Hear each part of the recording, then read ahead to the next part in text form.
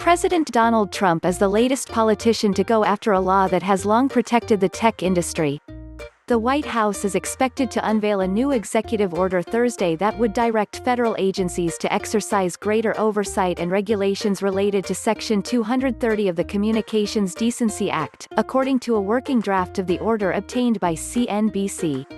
The move would bring greater scrutiny to social media companies like Facebook and Twitter, whom conservatives have repeatedly accused of exerting political bias in their content removal processes.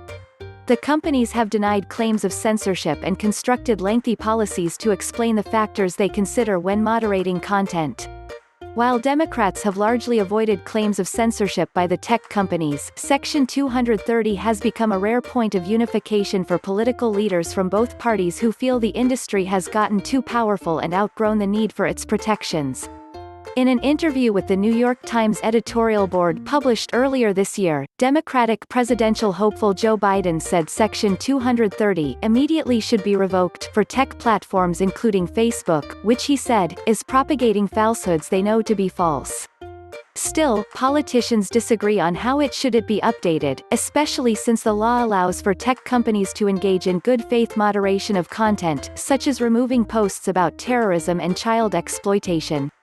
For critics of the tech industry, Section 230 has come to symbolize the exceptional treatment from the government that has fueled the growth of a small number of players. For tech companies, the law represents the Internet's founding values of openness and free expression, while also allowing them to remove the most insidious speech without stumbling into a legal minefield.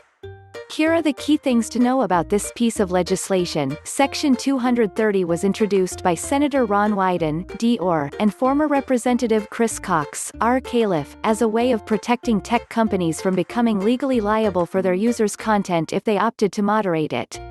The law followed a court ruling against the online platform Prodigy. An investment firm sued Prodigy after one of the platform's anonymous users accused it of fraud.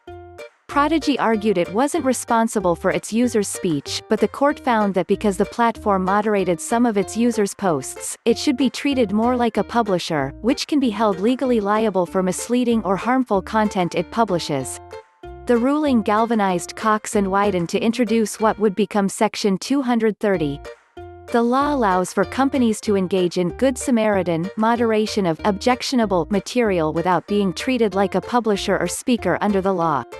That's what allows platforms like Twitter, Facebook and Google's YouTube to take down terrorist content or harassing messages while still enjoying other legal protections.